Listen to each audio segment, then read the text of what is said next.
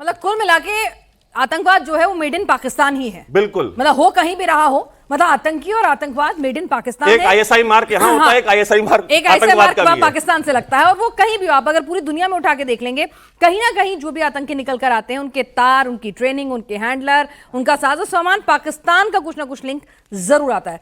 तो भाटिया सर, अब ये मुनीर खुद मरेगा या डील लेके भाग जाएगा, दूसरा मुनीर आ जाएगा? देखिए, इसने अपना अभी बैलेंस बनाने की कोशिश की है। इसके सर पर कई सारी नाव में पांव रखी है। फैमिली को पासपोर्ट दिला दिए हैं यूएसए के। अब कुछ सुनने में आ रहा है कि कनाडा भी जा सकता है ये, क्योंकि अब तक जो आज से मुशर्रफ से पहले के जो जनरल थे उन सबको बड़ा आसानी से पासपोर्ट मिल जाता था यूएसए का या वेस्ट का। उसके बाद से आपने देखा होगा कि ये मुश्किल होने लगा, क्योंकि ये रेडिकलाइजेशन जो आर्मी में आने लग गई और ये जो दाढ़ियां बढ़ने लग गई और मूछें जो हैं वो कटने लग गई, तो तब से क्या हुआ कि वेस्ट ने भी थोड़ा सा अपना हाथ पीछे कर लिया। चाइना ये जाना नहीं चाहते। 90% इनकी जो सप्लाई हो रही है मिलिट्री हार्डवेयर की, वो चाइना से आ रही है। तो इन्होंने कहाँ बसना शुरू किया? इन्होंने मिडिल ईस्ट में बसना शुरू किया, इन्होंने टर्की में बसना शुरू किया, इन्होंने स्पेन में बसना शुरू किया, फ्रांस, ग्रीस, ये ऐसी जगह जाके ये जनरल भाग के घर ले लेते हैं। और मेरे से जनरल पूछते थे जब मैं इस्लामाबाद में था कि सर आपने घर कहाँ बनाया? मैंने कहा एक छोटा सा घर बना रहे हैं यार गुड़गांव में। बोला छोटा सा घर? आप तो ब्रिगेडियर तो अभी हैं, जनरल बनने वाले हैं, तो यूके वूके की बात करिए। मैं कहा यूके इंडियन आर्मी वाले के पास घर एक बहुत छोटा सा होता है, अपनी तनख्वाह पे बनाते हैं। बट मैं आपको ये बताना चाहता हूं कि अगर आप ये टेररिज्म को देखें, जो सांप ये अपने घर में पाल रहे हैं, इनको काटना शुरू किया उन्होंने, लेकिन अगर आप 2009 से 2019 का ट्रेंड देखें तो 22,000 कुछ लोग जो थे वो सिविलियन हलाक हुए थे, ठीक है, इस टेररिज्म में। और जो फौजी थे वो तकरीबन 7,000 थे। 10 साल में 7,000 मरे थे। और इन्होंने क्लेम करते हैं कि इन्होंने 8 से 10,000 टेररिस्ट इन्होंने मारे। लेकिन 2019 के बाद ये उल्टा हो गया। टेररिस्ट अब क्या कर रहे हैं? सिविलियंस को छोड़ रहे हैं और अब ये फौजी को मार रहे हैं, क्योंकि वो भी समझ गए हैं कि जो असली टेररिस्ट है वो पाकिस्तान फौज है। तभी आपने देखा होगा, जैसे दत्ता साहब ने भी बताया कि इस साल 3,500 फौजी अब तक मर चुके हैं।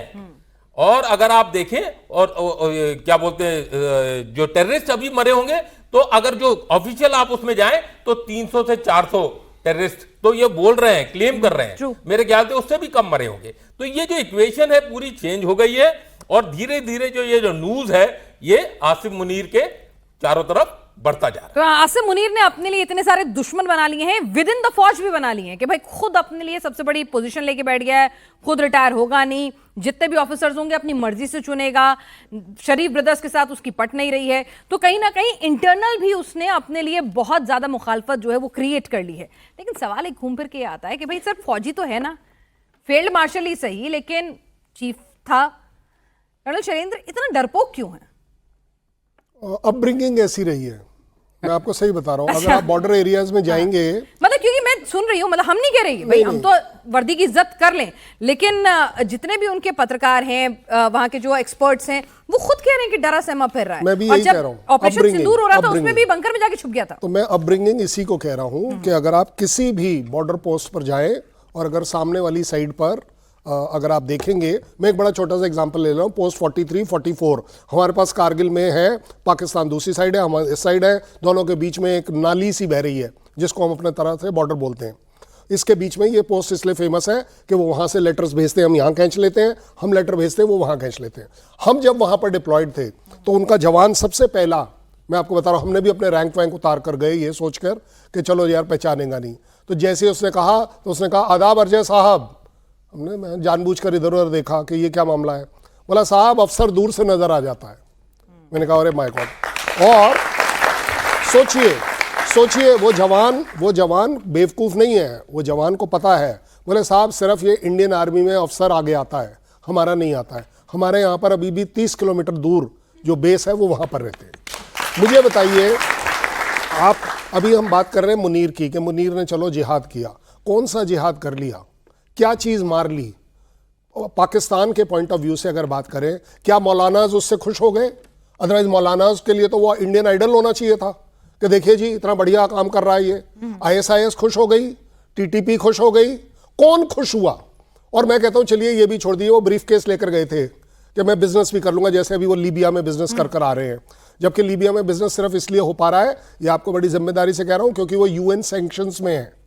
Libya is under since January, renew हुए हैं 2025 में कि सारे सैंक्शन स्टैंड करते हैं। इसलिए आप वही वाले चोर चोर मसेरे भाई, कि आप उसी को तो दे पाएंगे, ठीक है ना। उससे भी बड़ी बात, वो जो आप सूटकेस की जो मैं बात कर रहा हूं, ब्रीफ केस की, अगर आप बिजनेस अपनी कंट्री के लिए कर रहे हैं, चलिए मैं आपको ग्रांट करता हूं, मिला क्या, रियलिटी चेक कर लीजिए अपने अपने गूगल कर 43% ग्रांट्स पाकिस्तान में आने कम हो गए हैं। मतलब आप ये कंट्रीब्यूट कर रहे हैं अपनी इकोनॉमी को। आप तो गए थे बिजनेस करने, वो बिजनेस करने देश के लिए नहीं जा रहा है, वो अपने लिए जा रहा है, वो अपने बच्चों के लिए करने जा रहा है। आप बता दीजिए उसके 3 बच्चे कहां हैं, किसको पता है? पाकिस्तान में कोई बता दे मुझे कि उसके बच्चे कहां रहते हैं, क्यों इतना। और सर बता रहे थे ना कि छोटा घर बड़ा घर, आ जाइए मेरे पास नोएडा में, मैं सेक्टर और हाउस नंबर जानबूझ के नहीं बता रहा क्योंकि सिक्योरिटी कंस्ट्रेन वाली बात हो सकती है, आज नहीं तो कल। बिपिन रावत सर का घर और मेरा घर आस पड़ोस वाला है, वो मेरे पड़ोस वाले फ्लैट में, मैं इस साइड वाले फ्लैट में हूं। एक सीडीएस आर्मी चीफ का घर वो है, एक फ्लैट जो उन्होंने लिया। आप सोचिए, मुझे एक, अगर आपकी याददाश्त में आ रहा है, कोई एक आर्मी चीफ बता दीजिए पाकिस्तान का जो पाकिस्तान में रह रहा है। चलिए पाकिस्तानी से पूछ लीजिए। और मुझे क्या नहीं रह रहा है, वो ठीक है सर, वो तो अब उसकी उम्र रह क्या बची, ज्यादा बड़ी बात, मैं मेजॉरिटी की बात कर रहा हूं। और मुझे एक बता दीजिए हमारा चीफ जो बाहर रह रहा है, जिसका घर बाहर है, वो सेटल्ड बाहर है, क्यों? आपने बात करी ना वो बुलेट प्रूफ जैकेट और वो बंकर और ये सब, जब ऑपरेशन सिंदूर हो रहा था, हमारे चीफ कहां थे?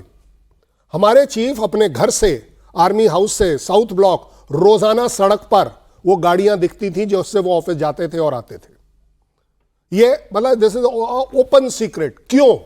क्योंकि हमें मालूम है कि हमारा चीफ को कहीं किसी से कोई डर नहीं है, बॉर्डर सिक्योर है, एयर डिफेंस तगड़ी है, इंटरनल सिचुएशन बढ़िया है। यह प्रॉब्लम है मुनीर के लिए कि इन सब के सब पैरामीटर्स पर मुनीर अपने देश के खिलाफ जा रहे हैं, देश को धोखा दे रहे हैं, अपने लिए सिर्फ गेन कर रहे हैं। और जब आदमी अपने लिए गेन करता है ना, तो उसे यह जरूर लगता है कि ये सारी आंखें को मैं बेवकूफ बना रहा हूं, ये मुझे नहीं देख पा रही हैं, जबकि विदाउट रियलाइजिंग ये जो 100 दर्जन आंखें हैं, ये मुझे हर एंगल से जानती हैं।